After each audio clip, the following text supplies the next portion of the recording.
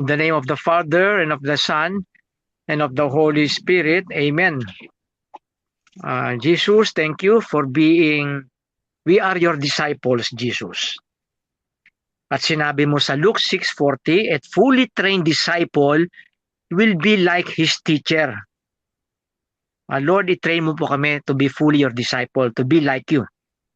Na ma-imbibe namin ang life, your thoughts, your words and deeds and feelings. In order that when we go out to do an apostolate work, we bring with us your very life. This we pray in Jesus' name. Amen. In the name of the Father, and of the Son, and of the Holy Spirit. Amen.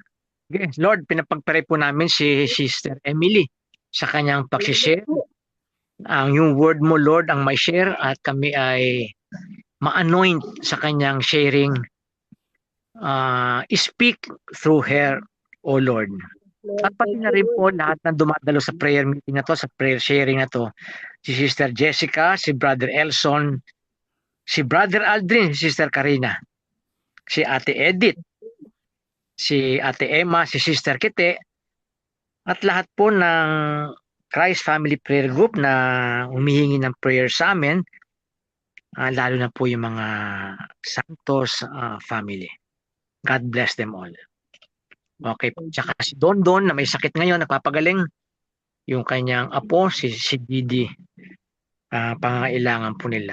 Thank you, Jesus. Thank you, Jesus. Magandang gabi po, Emily Light here para i-share ang kunting kaalaman tungkol sa salita ng Panginoon. Pero bago ko po ito simulan, meron naman tayo dito ng slides na ginawa si Sister Jessica. Yan. So, ang magiging topic ko ng ating pag-uusapan ngayon is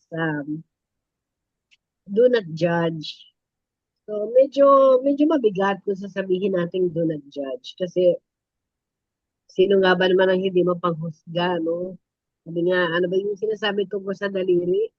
Ituro mo yung point finger mo, pero yung apat mong daliri nakaturo sa'yo. Siguro, number one, pwede natin sabihin mapanghusga, tayo. Kaya lang, medyo mahirap talakayin. Kasi syempre nakakalungkot din. Pero unang-unang nakita ko magandang verse na nakita ko sa topic ng do not judge. Sa Matthew 7 verse 1. Perfect example to gusto ko to. Do not judge or you too will be judged. So meron po tayo mga bagay na mga common reasons lang po kung bakit po tayo nag-judge. Slides na tayo. Number one, Sister J.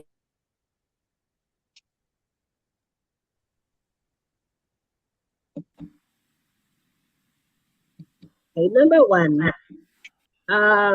sinasabi natin dito is, yung kung bakit tayo nagiging judgmental, yung mga reasons. Let us feel superior. Tamang kaya natin nasasabing judge or judging or judgment or judgmental ang isang tao kasi feeling niya superior siya. Para sa kanya, siya na ang magaling. Para sa kanya, siya na ang matalino. In other words, feeling niya perfect siya. Yan ang isang reason kung bakit natututo ang isang taong mag-judge. Punta tayo sa number 2. It covers our own fault. Our social acts for hiding, justifying or ignoring our own mistakes, our weaknesses and wrongdoings.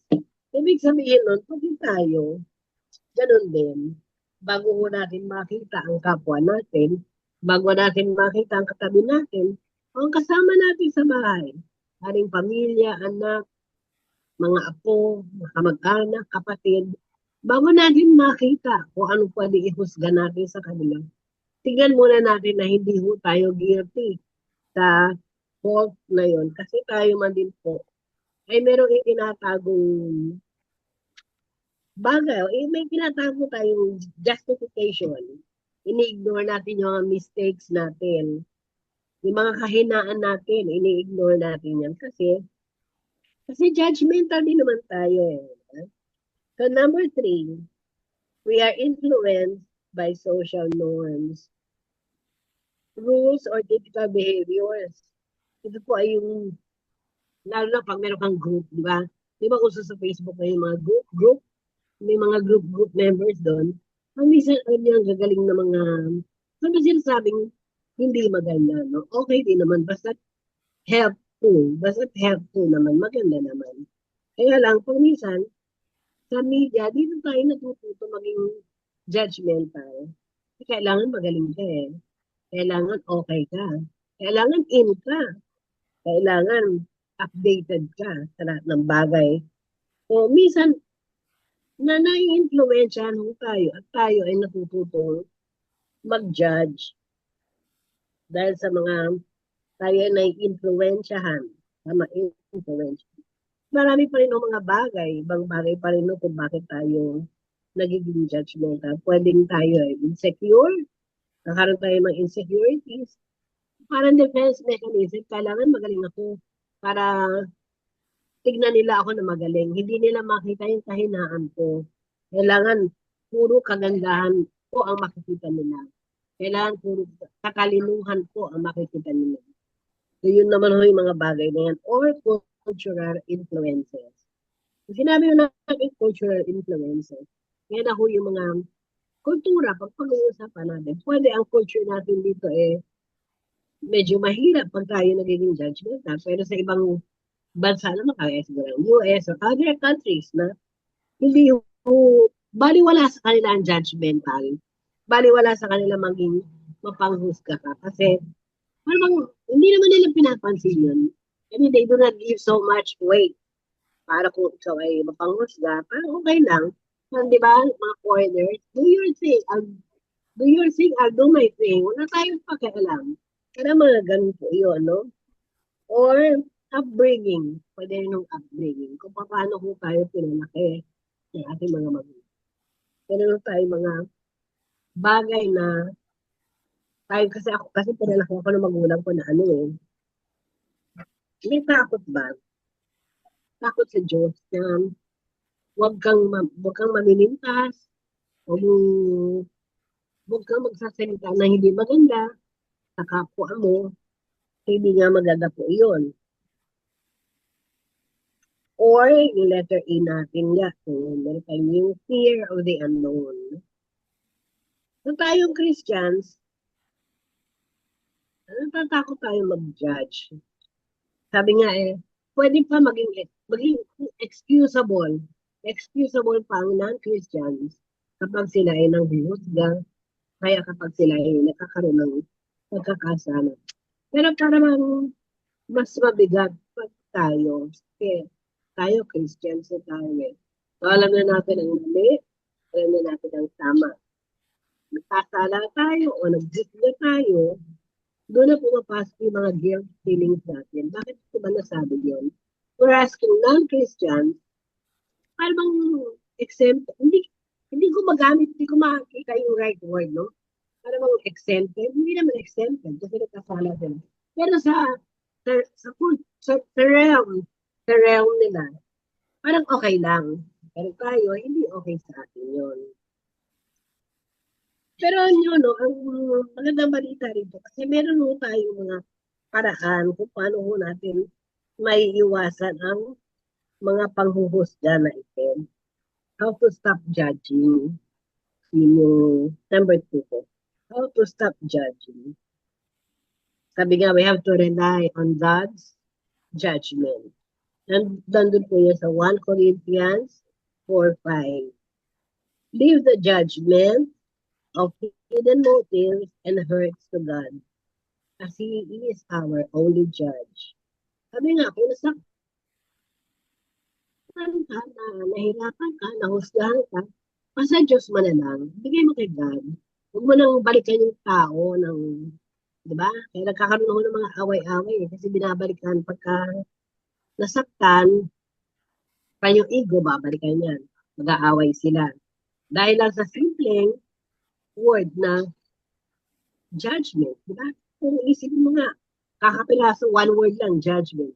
Pero ang dami-daming pwedeng maging causes. Ang dami-daming pwedeng masaktan, ang dami-daming pwedeng matamaan ng mga paghuhusga na ito. So number 2, let's practice. Let's practice compassion. Hallelujah. Sa Luke 6, verse 37, replace condemnation with forgiveness.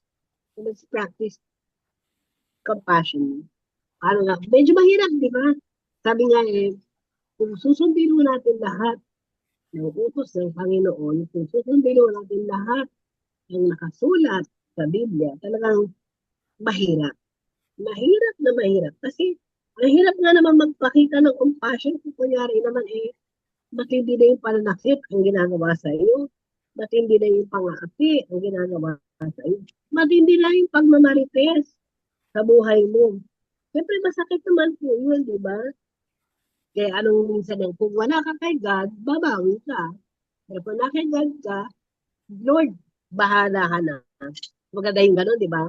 Sinabi natin, Lord, bahala ka na. And it works. Pag sinabi ko, Lord, bahala ka na, nangyayari kayo na umaga, pinag-uusapan namin ni Sister Jessica yan. Kaya po minsan iingatan natin yung words natin sa pagsasabi kay Lord na, Lord, bahala ka na. Kaya yung mga hurts natin, kunyari sa family natin, sa kapatid, madalas ako masaktan ng kapatid ko. Pero iniingatan ko yung word ko. Kasi pag sinabi ko, Lord, bahala ka na, paano kung masakit yung pano? So, di ba? Kunyari yung mga anak natin, Lord, bahala ka na. Paano ko nasaktan?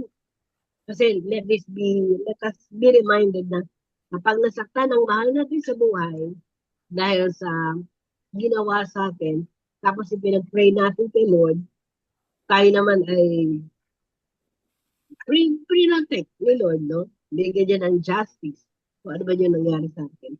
At medyo masakit, di ba? Si Jessica, yung pinag-uusapan natin kanina, sino ba unang masasaktan? Hindi ba tayo rin? Tayo rin na masasaktan. Kaya sabi ko, Lord, please do not take it against them. Samahan loob ko sa anak ko, masamahan loob ko sa kapatid ko, o sa kaibigan ko, o sa brothers or sisters ko. Sinasabi ko lang, Lord, please do not take it against them. Na ma-realize na lang po para pareho kaming hindi masaktan. Kasi masakit eh. So yun yung cultivate, yun yung sinabi kong practice compassion, no? And number 3, cultivate humility. Recognize your own need for grace and avoid I better than you. Isipin natin na pag sinabi na I'm better than you attitude. Alisin mo natin I'm better than you attitude. Para katugtog lang ng humility. Cultivate humility, maging humble tayo. Sabi nga, talagang gano'n. Anak din naman ng Diyos yan eh. Kaya lang, minsan, naiiba, hindi naman tayo talaga pare-pareho. Meron magaling manakit ng kapwa. Meron mga tao naman na magaling magbigay ng compassion sa kapwa. Sana mapunta tayo dun sa gitna para makita natin yung pagmamahal ng Panginoon sa atin. Yung number 4, assume God's intention. Sabi nga, actively seek the good in others and consider their circumstances.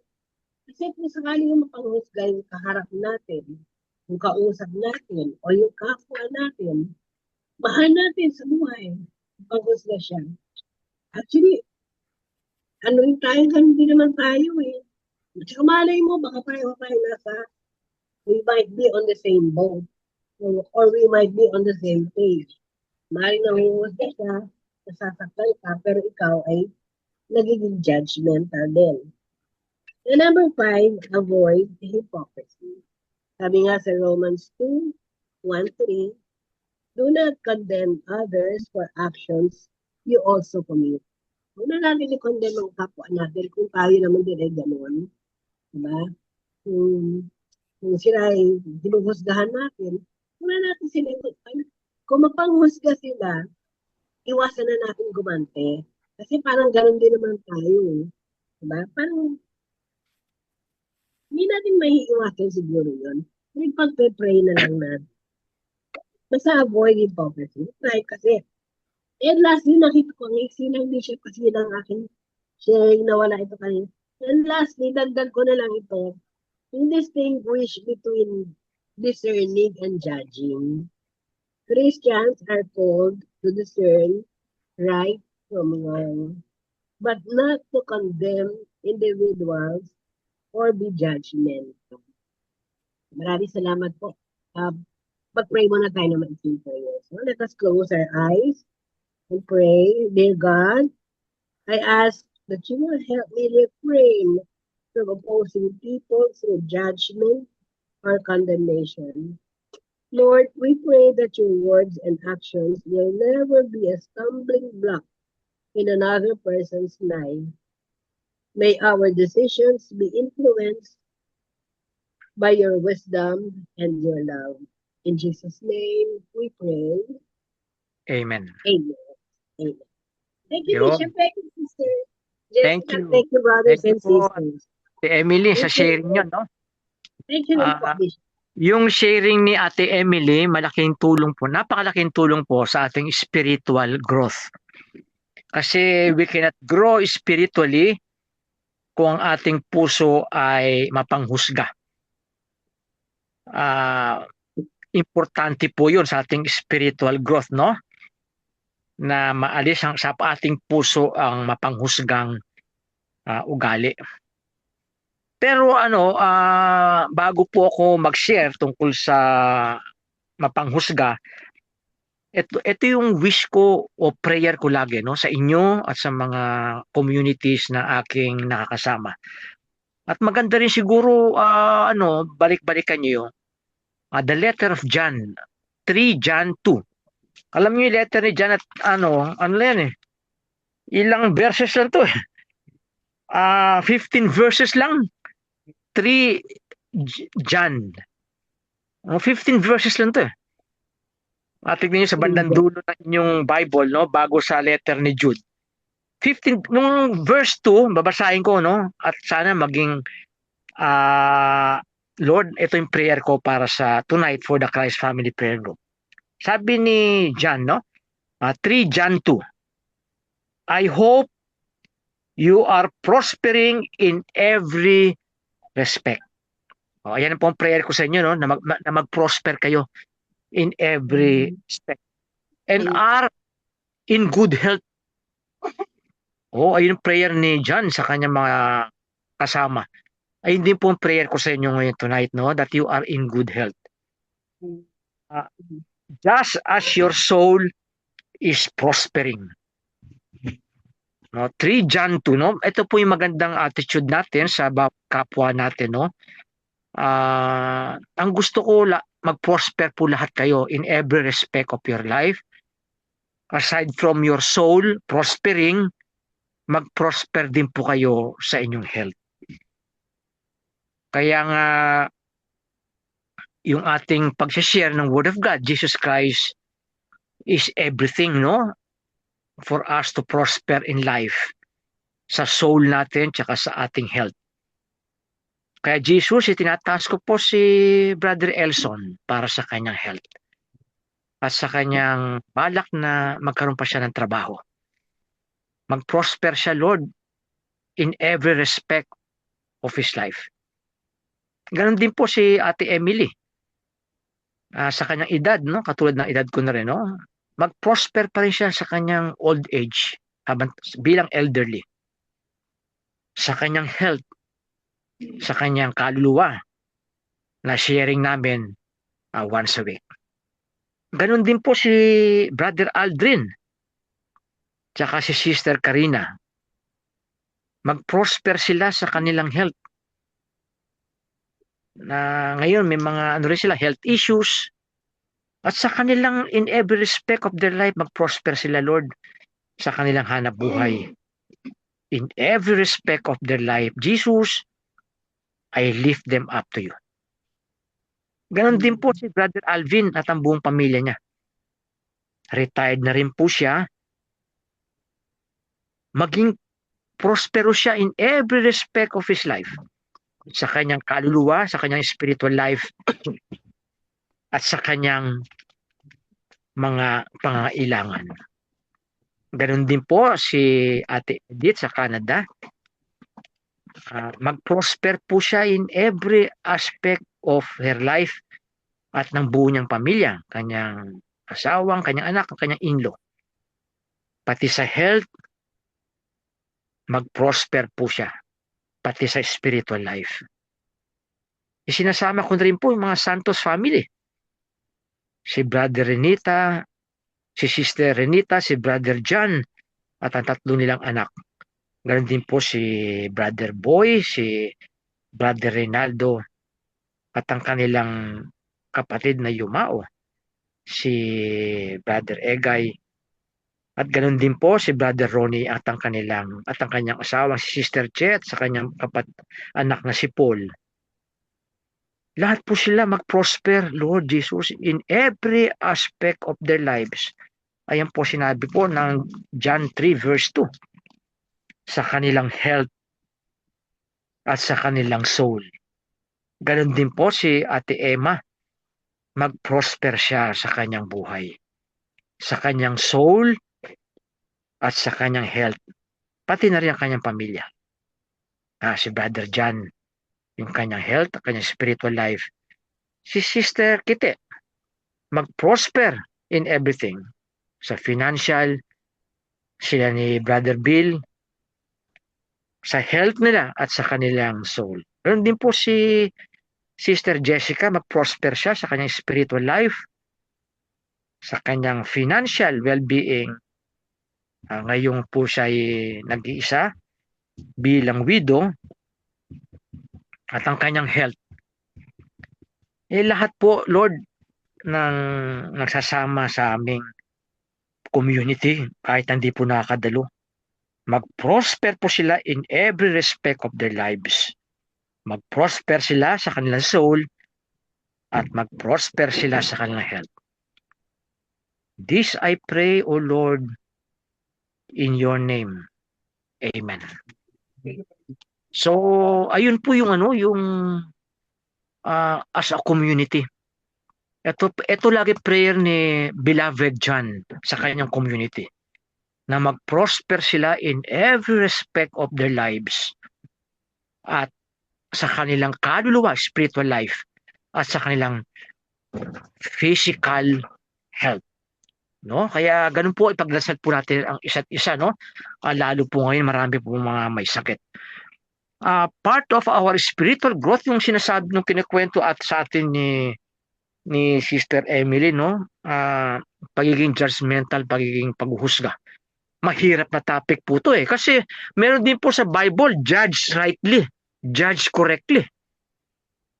Meron din po sa Bible yan So, yung sinasabi po ni Ate Emily na binibigyan diin ni Jesus na do not judge, otherwise you will be judged. Ang tinitira ni Jesus dito yung mga Pharisees at mga scribes na na-impluwensya nila.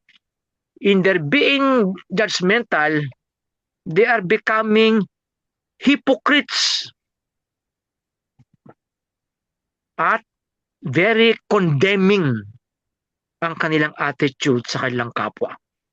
Ayun po ang tinitira ni Jesus.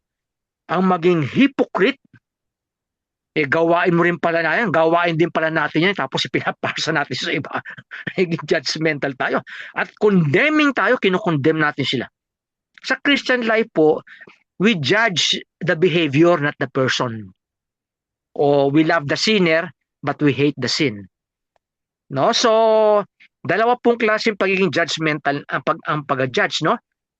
Yung negative judgment na hypocritical na hypocritical na Tagalog yan, balat kayo, no? At mapanghusga, condemning, at yung correct judgment na mamaya kong konting i-share, no? Kasi sabi ni Jesus, you should judge correctly. Mahirap yan to judge correctly. Kasi pag hindi po tayo nag-judge correctly, sasabi tayo sa kinakwento ni Ate Emily that we judge as hypocrites and we become judgmental. We are judging the person, not the behavior, no? Kaya malalim na Halimbawa ngayon, sa Pilipinas, ang daming mga rallies, no? Sinasabi natin, no? Pabagsakin si Duterte, pabagsakin si Marcos. No, lahat yan. Magnanakaw si ganito. Magnanakaw si ganito. Pare-pare kayo magnanakaw. No, ano yan? Judgment po yan. Ayun ba ay correct judgment o hypocritical or condemning judgment? Mahalaga po yun, no? Para mag-grow tayo spiritually o kahit na yung ating kapwa, no? Sa ating paghuhusga. Kasi when we judge ourselves correctly, so ito, ang tawag dito ay righteous judgment. Righteous judgment or correct judgment, no? Anong katangian nito? So, nung tinalakay ni Ate Emily, yung negative judgment, no? Kaya meron nga tayo sa Itbulaga, di ba? Huwag judgmental. Yung mga negative yun eh. Mga negative, no? Ginajudge natin yung tao, kinukondemn natin. No, hindi ganun. Ang ating ginajudge yung behavior, hindi yung pagkatao. No, kasi yung behavior para for his conversion.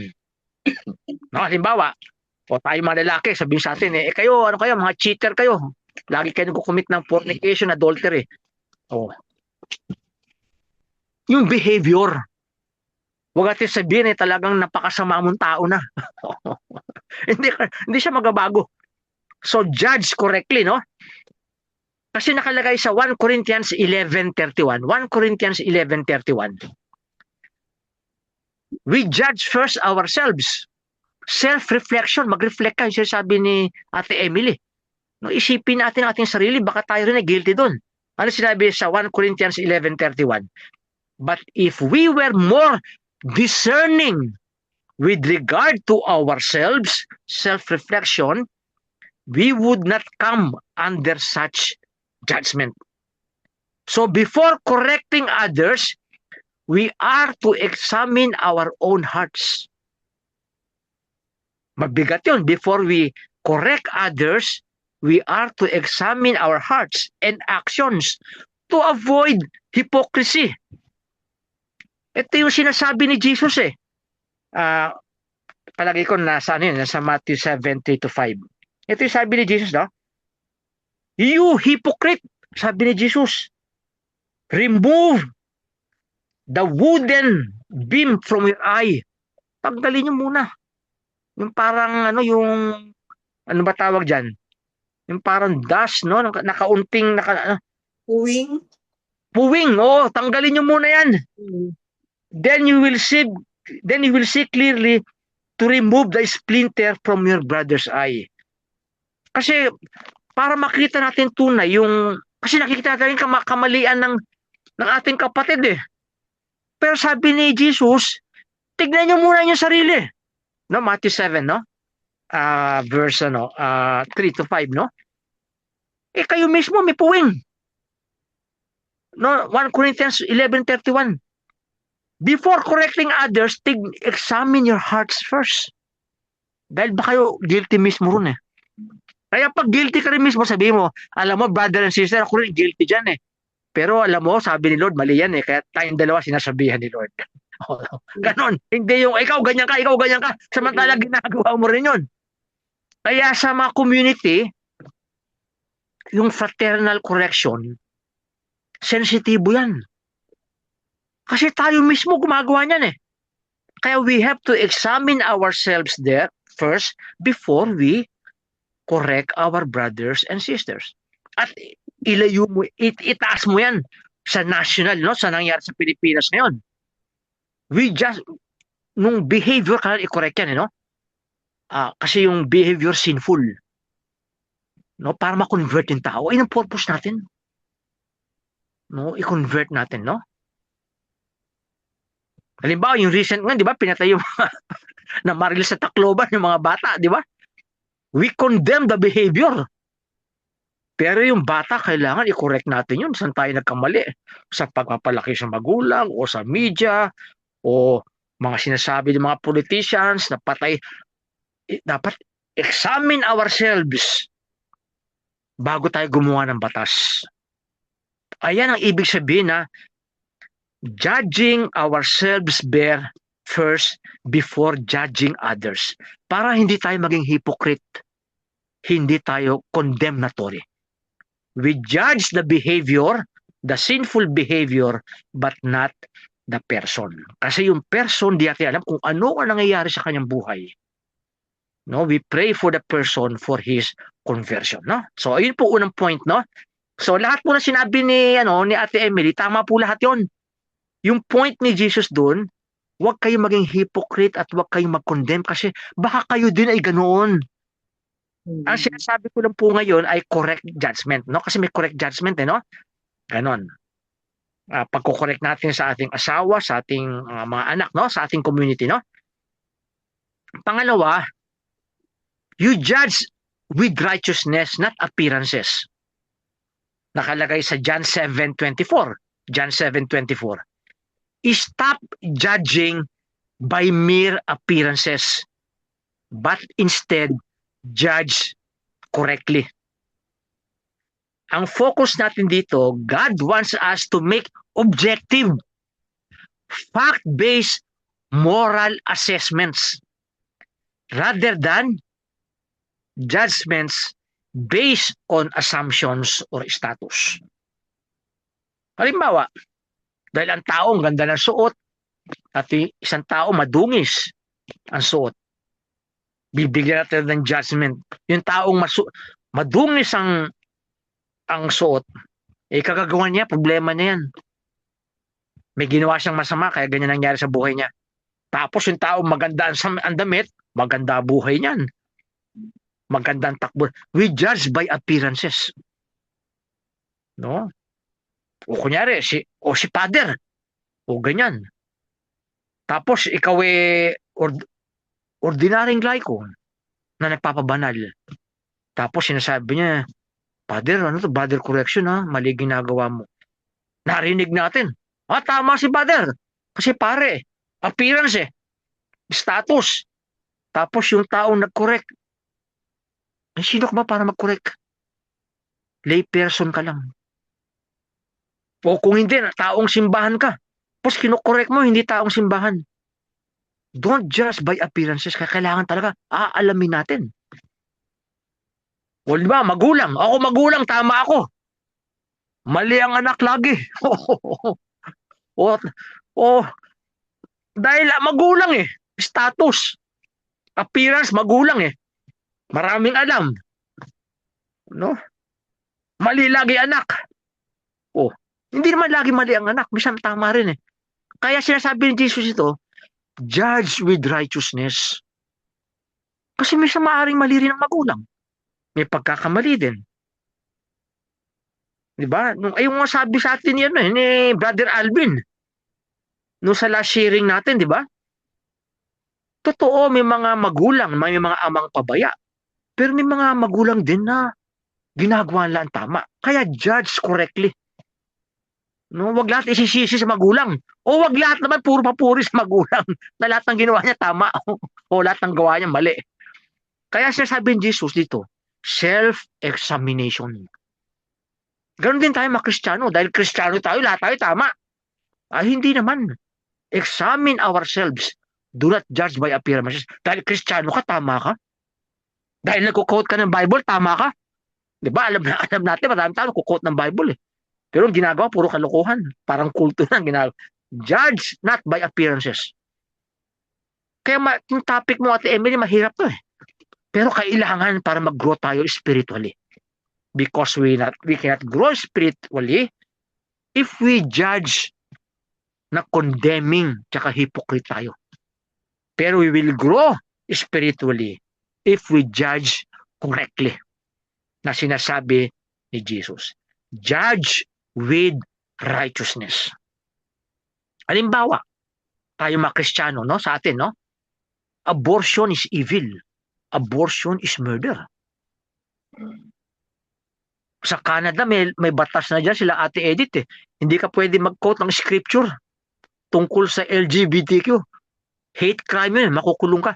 Biro mo, pag gumamit ako ng Bible sa Canada at nag-quote ako ng Bible verse against LGBTQ, yung sexual ethics nila, pwede ko ikulong because of hate crime. So, kailangan mag-judge ako correctly. Sino susundin ko? Yung batas na yon o yung batas ni Jesus? Kaya I judge correctly. Tama ba yung batas ng Canada para sa kaluluwa ng mga LGBTQ?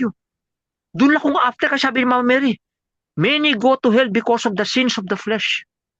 Naawa ako sa mga ganun tao. Kaya sabihin ko, not in a condemning way. Papakita ko, paano kayo save ni Jesus sa inyong kalagayan. Righteous judgment yun. Ang behavior nyo ay magdadala sa impyerno. Kaya tutulungan ko kayo. Pag nagpapa-abort kayo, yung behavior nyo, but I am not condemning you. Marami kang dahilan bakit mo na-abort yung bata. Marami kang dahilan siguro bakit ka gumagawa ng ganyang LGBTQ. Hindi kita kinukondem pagkatao mo. Gusto ko repentance ka kay Jesus. Pero yung mga ginagawa mo, the behavior, I condemn the behavior. Because your behavior will lead you to hell. Mapagmahal yun, at you will be, pwede ka ikulong sa Canada. Kaya hindi muna ako pupunta sa Canada. Baka makulong ako na maaga-aga. Pag nag-quote ako ng scripture doon. hate crime yun eh. Oo. Ganun po yan. Kaya yung on the one hand, kailangan mag-grow ka spiritually. Huwag kang judgmental na sinasabi ni Ate Emily. At the same time, Jesus is telling us to judge correctly so that people will go to heaven and repent from their sins. Ayun, mahirap po to. Kaya nagpe-pray po tayo lagi. No, na panagsalita tayo, no? Kasi pag nagsalita ka na condemning, nakakasakit ng yan, damdamin. Para ako, marami akong kaibigan ng LGBTQ. Marami akong kaibigan yan. Kaibigan ko sila since 1970s. Alam nila ang stance ko. At the same time, kaibigan ko sila. Ganun lang po yun. O yung mga ibang protestante o born again, sabi ko naliligaw kayo. I make judgment on your doctrines. Sabi ni Jesus kasi yan, pupunta na tayo sa doctrine, no? Judge false teachers and doctrines. Nakalagay sa 1 John 4:1. 1 John 4:1. Dear friends, do not believe every spirit. Sabi nila, Holy Spirit ako, nakabasa ako ng Bible. Sabi ni 1 John 4:1, do not believe every spirit, but test the spirits whether they are from God, because many false teachers and prophets have gone into the world. Ayan po sa mga YouTube po. Gumagawa ako ng judgment na ang mga doctrines nyo, ang mga teachings nyo ay hindi turo ni Jesus.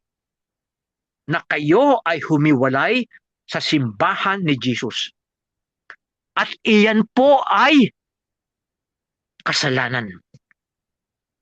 Pag hiwalay nyo sa katolikong simbahan, you are breaking the body of Christ.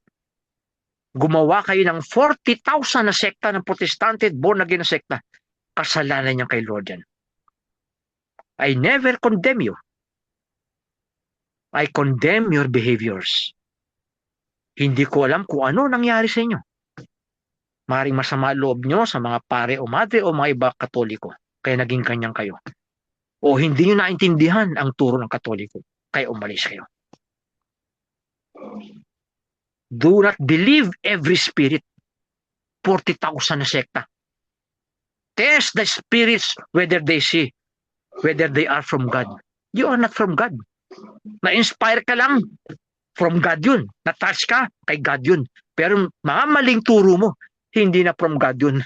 They are man-made and inspired by the demons to destroy, to break the body of Christ. Mabigat po yun. Pero sinasabi ni Jesus, judge correctly. Sa sharing ko, Bible alone theory is wrong. Kasi dapat tatlo. Anong tatlong yan? Bible, 2 Timothy 3:16, all scripture is inspired. Apostolic tradition, hindi tradition ng mga scribes and Pharisees, kundi tradition ng church ng apostles. 2 Thessalonians 2:15, at ika third, the teaching of the church. Luke 10:16. He who listens to you, listens to me. He who listens to me, listens to the one who sent me. Kaya tatlo dapat ang batayan ng ating pananampalataya ng revelation. Sila, Bible alone, sabi ko, mali yan. I judge it from the Word of God. Pero I do not condemn you. I pray for you. Gusto ko ay mapalapit kayo kay Lord, makita nyo ang buong katotohanan. Aawayin nyo ako, sasama loob nyo, tanggap ko po yun. Kasi that is part of being a disciple of Jesus. Ipangaral ko ang katotohanan. Kaya kailangan I should keep on discerning kung ang tinuturo ko ay truth ni Jesus. Kasi ayan lang ang paraan para hindi ako magkasala for being judgmental. Kasi pag mali ako, judgmental ako, sabihin ko, kayo mga born again tsaka mga protestante, mali tinuturo nyo. Judgmental yun. Pero kung tama ako, ang judgment ko na tinuturo nyo, ang paghiwalay nyo sa katolikong simbahan ay kasalanan, that is a correct judgment na sinasabi ng 1 John 4:1. So, ika-apat, no, na pwede ating banggitin dito, no, sa 1 Corinthians 5:12. Ang lahat ng mga believers, tayong mga Kristiyano, dapat unahin natin na maging accountable sa ating sarili. Bago punahin ang iba, punahin muna ang ating community. Punahin muna ang ating sarili. No? Ano ba nakalagay dito? Sa 1 Corinthians 5:12. What business is it of mine to judge those outside of the church? Are you not to judge those inside? Unahin natin ating sarili, yung ating pamilya, unahin natin. Unahin natin ang ating community. Unahin natin ang ating church. Bago tayo makialam. Kaya mga iba sinasabi, dapat huwag ninyo pakialaman yan. No, di ba? Pakialam mo na sarili mo. Huwag mong pakialaman yung kapitbahay mo. No, yung kapitbahay mo, hayaan mo siya sa buhay niya. Meron tayong concern sa kapitbahay, pero bago mo gawin yon, unahin mo sarili mo. Ayusin nyo ang sarili nyo, ang buhay nyo. Tapos, bago kayo magpuna, with love, with respect. Diba nakalagay sa 1 Peter 3:15. Do it with respect. With respect. Kaya mabigat po itong topic na to. Dalawa eh. Unrighteous judgment tsaka righteous judgment. Magkasama yan. Kaya judging sa ating buhay, sa pang-araw-araw na buhay, everyday matters natin. At mga disputes ay kailangan ayusin natin. Sa 1 Corinthians chapter 6 verse 2-3, do you not know that the Lord's people will judge the world? Ito na. Pagkilala nyo na ang sarili nyo, ang inyong community, nakalagay na. Don't you know that the Lord's people will judge the world? Kaya nyo na mag-judge correctly sa mundo. Mali ang abortion, mali yung euthanasia, mali yung LGBTQ sexual ethics, mali ang fornication, mali ang adultery, mali ang corruption, makaka-judge ka na. Nakalagay rito eh. 1 Corinthians 6:23. Do you not know that the Lord's people will judge the world? Correctly na yan. Correctly, no? Are you not? Kaya dapat sa mga maliliit na bagay ng simbahan, are you not competent to judge trivial cases? Kasi ayusin natin muna bago natin husgahan ang mundo. Hinuhusgahan ang mundo correctly kasi si Christ mismo ang naghuhusga sa mundo upang ang mundo ay madala niya sa kaharian niya. To bring the world, the sinful world, from the darkness, from the kingdom of Satan to the kingdom of God. To bring the sinful world to the kingdom of God. Ayun ang purpose natin. Kaya nagiging active na po tayo sa church. Kaya di ba, sinasabi ko po sa inyo, ready na po kayo, hinog na po kayo, na gumawa na kayo ng mga YouTube nyo. At makikita nyo, iba ang tono na inyong pananalita. Iba ang tono. Hindi na kayo judgmental, kundi compassionate, merciful, at sinasabi nyo ang katotohanan. nakalagay po sa, kung maalala ko, Ephesians 5:14. Hindi ako sure kung Ephesians 5:14 or Ephesians 4:15. Nakalagay po ron, speak the truth in love. Speak the truth in love. Pag alam natin yung ating kapatid o yung ating kapwa, na meron naman tayong ugnayan sa kanila. Sabi mo, alam mo kapatid, ako rin mahina eh. Marami din akong kahinaan. Pero ito sasabihin ko sa iyo, sabi ni Jesus, na sana pareho tayo magsisi. No? Tinutulungan natin ang tao natin makapunta sa langit. Halimbawa, sinasabi natin halimbawa sa issue natin kasi sa national issue natin, corruption. Sabi natin, alam mo kapatid, yung corruption, ano yan eh? Grave sin yan, mortal sin yan. Magdadala sa iyo yan sa impyerno. Ayusin natin ang ating sarili. Ayusin natin ang ating sistema para mawala yung corruption. Yung sistema na maluwag para magkaroon ng corruption, ayusin natin yan. Para din sa ating bayan yan. Ayun ang attitude mo ngayon, gusto mo tumulong. Hindi ka nagko-condemn. No? Ayun po kasi marami tayong national issues na halimbawa, sa sunod na lang, ang daming fake news. Alam mo, kapatid, ang fake news, grave sin yan. Kasi Satan is the father of lies. And Jesus is the truth. Pero kung basta babanggay mo, ibagsak ang fake news, mabigyan mo sila tulungan mo sila. Bakit mali ang fake news? Biro mo, ang hanap buhay mo, fake news. Binabayaran ka ng 50,000 a month. May narinig akong ganyan, 50,000 a month eh. Mahina pa yun eh. Sa mga iba, 100,000 a month. Mga iba, 200,000 a month. No? Pero yung mga pipitsugin, 50,000 a month. Ano sinasabi ko? Sabi ko, Brad, alam mo, malaking kasalanan kay Lord yan eh. Kasi fake eh. And Satan is the father of lies. Jesus is the truth. Gumawa ka ng paraan, sabi ko, na huwag yan maging hanap buhay mo. O kung yan ang hanap buhay mo, ilagay mo yung katotohanan din. Unti-unting katotohanan. No, hindi ka makaalis pa eh. Dahil kailangan mo kumain eh. No? Kailangan mabuhay ang pamilya mo. At yan ang pinagkakitaan mo. Gumawa ka ng paraan na hindi naman talagang todo-todo fake news. Bigyan mo ng konting redemptive value yung pag-news mo. Sabihin mo? Masabihin mo, totoo man to o hindi. Gumawa tayo ng paraan para lumutang ang katotohanan. O yun, maganda yun. No, sa fake news mo, totoo man to o hindi.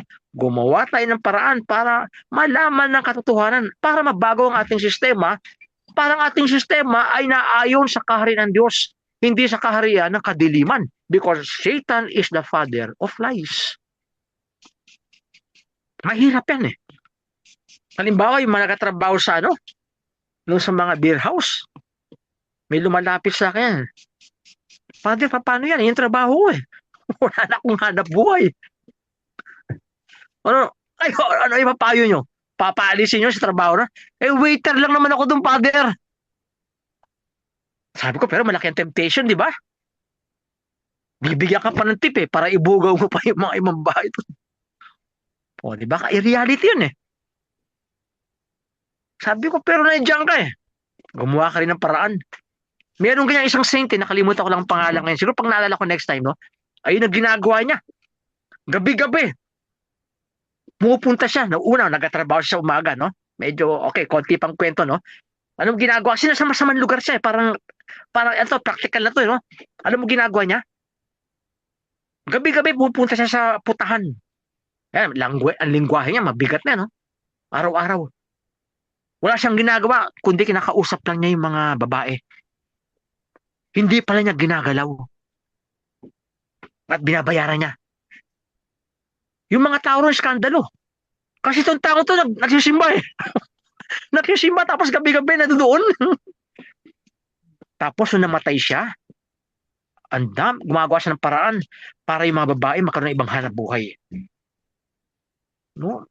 Nung namatay siya, ang daming dumalo sa kanyang funeral.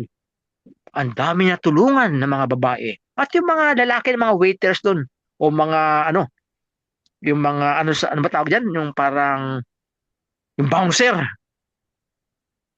nagbalik loob Ayun din ginagawa ni Father, nakalimutan ko na isang pare dati sa Clark, si Father Sheehan, tinutulungan niya yung mga babae doon. Mga Jesuits, minatulungan dyan, 70,000 na babae sa Pilipinas. Laking figure, no? Na dating ang trabaho na sa prostitution. At tulungan isang Jesuit priest, nakalimutan ko pangalan 70,000.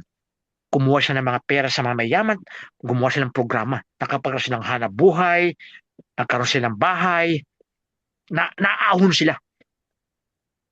Ayun, may judgment sila na mali yun, mali. Pero yung tao hindi na kinondemn, tinulungan nila. Correct judgment.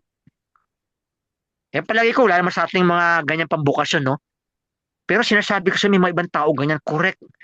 Kasi you can now correct the world. Pag meron kang right judgment, matutulungan mo. Hindi lang pasigaw-sigaw. Kasi mas mabilis yung sigaw na sigaw, di ba? Pupunta ka sa kalsada, pasigaw-sigaw ka. Pupunta ka sa Facebook, pasigaw-sigaw ka. Gumawa ka ng paraan para ang tao may ligtas. Nasa palagay mo mali, tulungan mo. Para sila ay gumanda, no?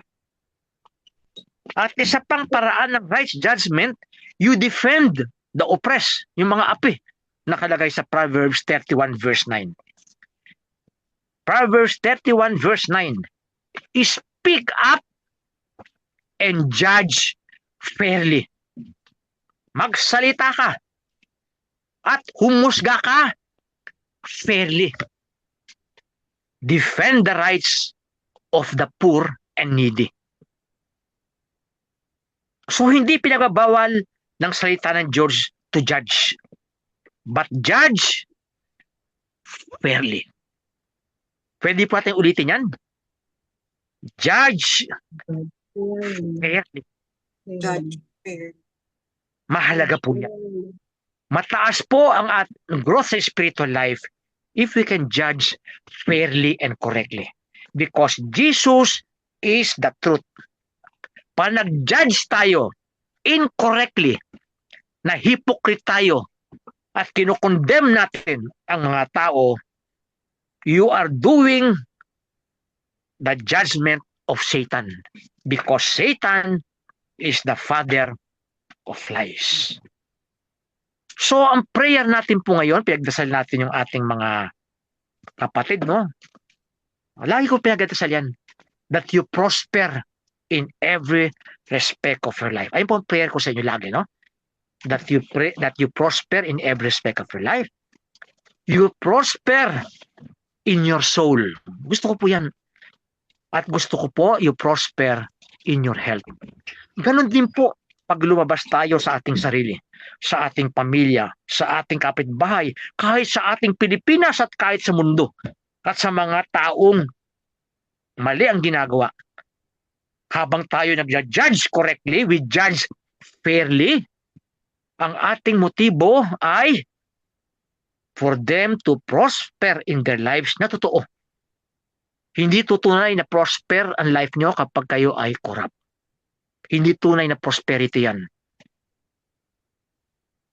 Kayo mag-prosper sa health, hindi po tunay na prosperity sa health kung ninanakaw nyo ang budget sa health ng tao.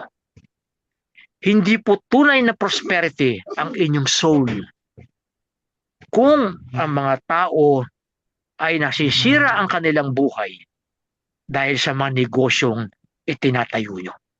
Abortion clinic, euthanasia, hospitals, LGBTQ surgeries, mga for our impurities, our unchastities, magtatayo kayo ng mga beer house o ng massage parlor, front lang ng prostitution, gagawa kayo ng sugalan na illegal para ma-prosper ang inyong life. Hindi po tunay na prosperity yan ng inyong kaluluwa. Ang Bishop, tunay na prosperity, okay po, sige po. Bishop, kailangan ko lang malinawan tong yung regarding sa verses Leviticus 24 Opo. verse Tungkol sa 17 to 19. Opo. Nakasaad po kasi dito, anyone who takes the life of a human being is to be put to death. Anyone who takes the life of someone's animal must make restitution, Apa. life for life. Anyone who injures their neighbor is to be injured in the same manner. So ano po yung ano niyo po dito sa Bible verse nito? Sa Oo. Nung sa Old Testament, dahil magulo pa ang security nun eh. Kaya tuloy ang batas nila, Leviticus. No, specific yan. No, ganun din po sa ibang tungkol pag nung nalaglag yung bata dahil sa pag-aaway, no. May karapatang may karampatang punishment. So, ang Leviticus, ang Numbers, ang Deuteronomy, specific dahil yung kanilang lipunan nun ay ganun pa, hindi pa nagugro, no? Pero habang tumatagal, nung ang state ay very powerful na, nakalagay sa Romans 13, no, na ginamit ni Lord ang state para to punish yung mga evildoers, no? Kaya meron may death penalty. Pinapayagan ang death penalty under certain circumstances. Pag mahina ang security system ng bansa, pinapayagan ang death sentence. Pero ngayon, dahil advanced na ang ating security system, as much as possible ay walang death sentence para merong time for conversion and repentance. More of rehabilitation. So ayun po ang development ng New Testament. Pero ang death sentence allowed yan under certain circumstances, no? Halimbawa sa pa rin sa Africa, yung pangit pa yung kanilang sistema. Pinapayagan niya kasi bilang mo ikulong mo yan bilang tumatakas o kasabwat yung mga security para makatakas. Ina-allow yan under certain circumstances. Sa states, may mga ibang states allowed ng death sentence, pero may mga states na hindi pinapumapayag na. Pero ang ideal, dumating time na wala ng death sentence. Ayan po ang ideal habang merong rehabilitation, no? Sa enough punishment na ang life sentence. That is enough punishment. Opo. Sige po, Ate Emily. Wow, Opo. with regards to sa sinabi ni Brother Aldrin, Opo. kasi hanggang ngayon naman talaga parang practice pa kagaya ng Muslim. Opo. Diba? Kagaya sabi ni Brother Aldrin sa Leviticus, no? Eye for an eye, tooth for a tooth. Opo. Pero hanggang ngayon ang Muslim practice nila yan eh. Opo. Opo. Kapatid sa kapatid. Pinatay mo kapatid ko, patayin ko kapatid ko. Opo. Oo. Paano? Hindi ba pwede baguhin yung kultura nila? Yun. No, malaki niyang conversion yan. Lalo po Brother Aldrin tungkol sa war. No? Allowed yan to defend yourselves. Halimbawa, pinapatay kayo. Halimbawa, World War II. Nilusob kayo ng Hapon. Life for life yun. Labanan yun. Kahit na nahuli mo yan, mga iba pinapatay na kasi walang kulungan tatakas din yan. No, ang sinasabi po natin, Brother Alvin, sa mga society na medyo umu-okay na, dapat wala nang ganyan death sentence, no? Pero sa lipunan na magulong-magulo ang sistema, allowed yan. Even the church allows that. Halimbawa, nangyari sa Middle East, yung sinasabi ni Ate Emily, labanan niya, gera yan Halimbawa, kunyari, may pumasok na magnanakaw na lang, kunyari, Brother Aldrin, pumasok sa bahay ko. May itak. Sasaktan yung pamilya ko. Papatayin ko yan. Self-defense yun. Allowed yun sa Catholic Church. Pwede yun. Pero nahuli mo na. Huwag mo nang patayin. Ikulong mo na. Ganun po yun, no? Yun po ibig sabihin nun, no? Ang pinag-uusapan natin ito, Brother Aldrin, buong sistema na ang ating bang sistema nagko-collapse na sa Philippines o hindi pa? Kasi pa nagko-collapse na yan, payagan mo ang death sentence. Ano nangyayari? Bishop, sa tingin ko may problema sa natin sa sistema ng batas natin sa Pilipinas kasi ang karamihan ng mga batas natin is hindi siya naka-align sa salita ng Diyos. Opo. Katulad ng pagprotekta sa mga bata. Opo. Walang sinabi ang Panginoon na proteksyon ng mga bata sa kanilang maling gawain. Mm-mm. Bagkus ay proteksyonan ng mga bata sa mga gagawa pa lang at dapat ilapit sila sa Diyos. Yun yung responsibilidad ng mga magulang na sa ngayon kasi nakikita ko ang problema ng talaga ng bansang Pilipinas na ito ay kulang na ang mga magulang na nag-a-advise na magsimba kayo, mag-serve kayo sa church, kundi puro hindi na disiplina ang mga bata ngayon, sa totoo lang. Kulang na talaga at saka dahil sa protection na nila na kumbaga inaabuso nila yung proteksyon na yun dahil bawal silang galawin, bawal silang disiplinahin, bawal silang pagalitan, bawal silang saktan. So talagang medyo may problema talaga sa batas na ginawa ng natin ng Pilipinas. Opo. Totoo yan, may problema sa Pilipinas kaya role nyo po yan, brother Aldrin, na mapaayos ang ating sistema, justice system natin. Halimbawa, I give you an example, isa pang masamang ating sistema. Maraming corrupt officials na ganakaw, more than 50 million. Plunder case po yan. Tapos yung matanda na gutom, nagnakaw lang ng konting pagkain para mabuhay ang kanyang mga apo. Ikinulong. Yun, justice system po yun, Brother Aldrin, na role nyo. Paano maayos yan? Paano itong mga naganakaw ng 50 million, naganakaw ng 90 million, naganakaw ng 300 million? Ang tagal ng hustisya. Bishop, kailangan million ng nakawin mo para may immunity ka. para mailaban mo sarili mo, meron kang abogado, no? Alam, ang sinasabi ni Brother Aldrin dyan, something is wrong in our justice system.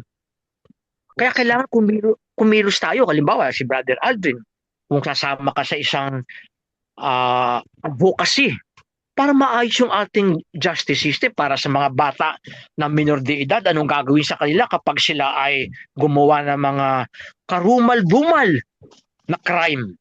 Ano gagawin sa mga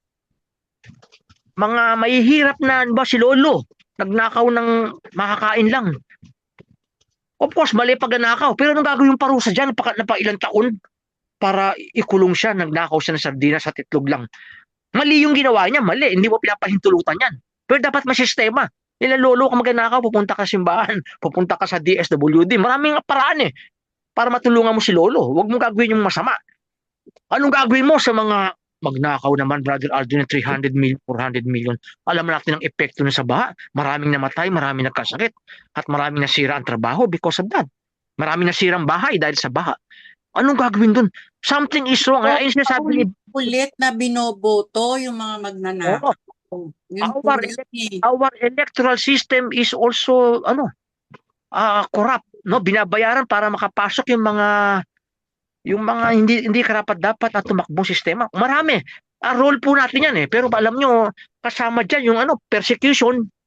Halimbawa, Brother Aldrin, kasama ka sa mga ganyang movement, ay talagang ka, titirahin ka. No, dahil pero part yan ng struggle natin bilang Kristiyano na maganda ang ating justice system. Maganda dapat. Ano gagawin sa mga magulang pabaya? Sila ba'y dapat managot din? Malaking malaking usapin yan Magkakaroon tayo dapat ng mga pag-uusap diyan, magkakaroon tayo ng convention, magkakaroon tayo ng mga rally, gagawa tayo ng mga position paper natin, ibibigay natin sa Congress, bibigay natin sa Senate para aksyonan nila na maayos ang ating sistema. Kung hindi ayusin nila, makakagulo to, barilan to, patayan to. Ayun po sinasabi natin, mangyayari niyan ngipin sa ngipin. No, mata sa mata. Kaya, opo. Yung pong mga nagbebenta ng boto, yun ang papunta yun. Dahil dapat mabigat po ang dyan. Puro lang sila reklamo, pero sila yung sa kaunting halaga, sila yung nag-ano ng corruption talaga din. Oo, dapat bibigyan din ng mga ano yun ng punishment.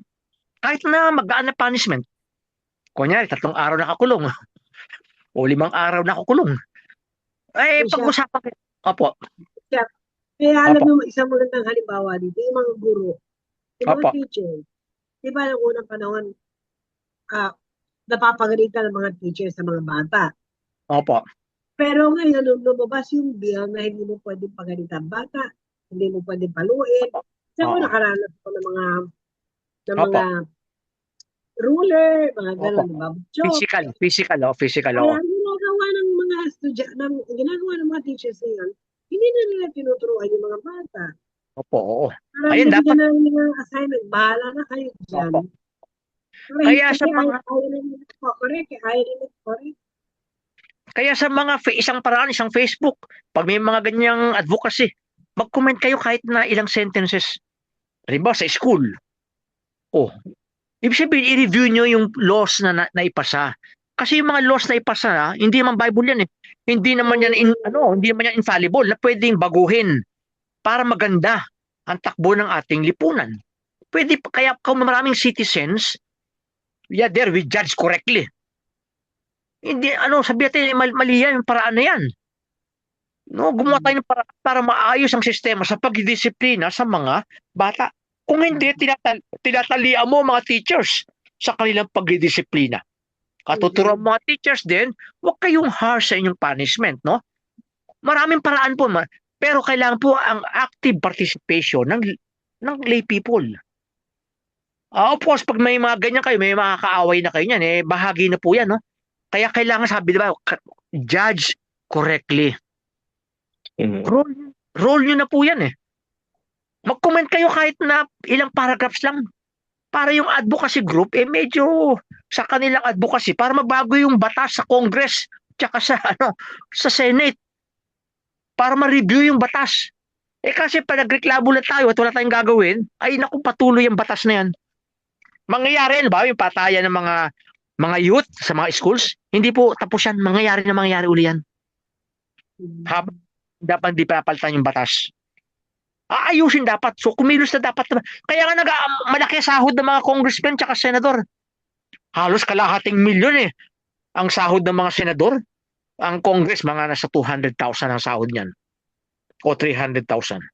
Hindi mo laki na binabayad ng pera ng bayan para gumawa ng magandang batas. Gumawa sila ng batas Nakakita natin kulang. Di, sabihin natin ulit kulang yung batas nyo. Kasi kaya kayo sinasahuran for that purpose. Halimbawa, political dynasty.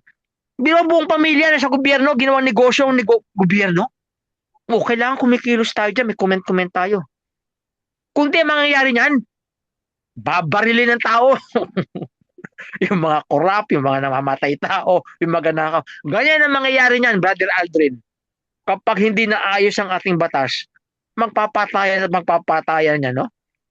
Kasi i-quote nila sa Leviticus 20, no? Buhay sa buhay. Wala tayong health, wala tayong health. Di mo ninakaw yung ating health, 90,000 ninakaw ng pila, at ayaw balik. Pinapatay ang health mo nun. Yung mga tao, pag nabasa ng Leviticus 20, babarilin lahat yan. Babarilin ng mga nasa health department. Ganyan po mangyari, Brother Aldrin, pag hindi po tayo talagang kumilos bilang citizens. Ganyan po talaga mangyayari niyan. Oo. Sana nga marinig tayo ng Senado o sa Kongreso na dapat ang mga ginagawa nilang batas ay naka-align Opo. sa salita ng Diyos. Oo, gawa Hindi tayo yung dahil gusto nilang naka-align sa kagustuhan lang nila. Oo, kasi kinuha nila po yung mga batas na yan sa mga bata sa first world, sa Australia, sa States. Ganun din pong batas Kawawa yung mga teachers. Kahit sa meron isang kwento pa para isang kwento bago tayo matapos. Okay po. Sa Australia, dahil iba na nga batas, ang batas doon yung parang batas dito na ginaya ng Congress tungkol sa mga estudyante, sa mga kabataan. Alam mo sinabi ng tatay na Pilipino? Papaluin kita anak at alam ko makukulong ako. Pero yan lang akong gawa para ikaw ay madisiplina. Yung bata tumino. Sabi ng tatay, handa ako makulong. Kasi yung batas ay para kayong kinukonsinte. Tatay ako. Ito ang paraan para ikaw ay madisiplina. Yung bata sumunod. Ayun po, Brother Aldrin, ang ibig sabihin. Kapag ang batas ay nagkukursinte sa masamang behavior at ang mga teachers, ang mga magulang ay walang kapangyarihan upang ma-rehabilitate, ma-educate, no, Sister Emily, ma-educate ang ating mga anak, ang ating mga kapwa. Ayun po, malaking ano po yan, malaking ano po yan, trabaho natin. Siguro, Brother Aldrin, sama-sama kayo sa Facebook o Ate Emily, yung Bukas Family Prayer Group, mag-comment lang kayo kahit na isang paragraph para yung mga tao naman magising, may mga ganyang advocacy. May mga ganyang advocacy, no? Para pag-usapan sa Congress, pag-usapan sa Senate, yung mga batas na yan. Mag-contribute po tayo. Oo. Hanggang ganun lang po muna, ha? Maganda po yung discussion natin, ha? Yung challenge po na sa inyo, no? You judge correctly para matulungan natin ang ating lipunan sa pagbabago ng batas para sa kabataan, para sa mga estudyante, para sa mga mahihirap na magnakaw ng kaunti, malaking kulong, at sa mga mayaman na 50 million, 300 million na hindi nakukulong, baguhin nawa. Naway, Lord, sa aming Bible sharing na to, we judge correctly. Para madala mo ang iyong bayan sa mga values ng iyong kingdom. Bless niyo po ang mga dumalo ngayon na sila lahat na dumalo ngayon ay mag-prosper in every respect of their lives, mag-prosper sa kanilang kaluluwa at mag-prosper sa kanilang health. The Lord be with you and with your spirit. May Almighty God bless you with every blessing of heaven and earth in the name of the Father and of the Son and of the Holy Spirit. Amen. Amen. Amen. God bless. Thank you po, God bless. Bishop. Thank you, Bishop. Thank you po sa lahat. Thank you. Good For night. the- Bishop, maraming salamat po.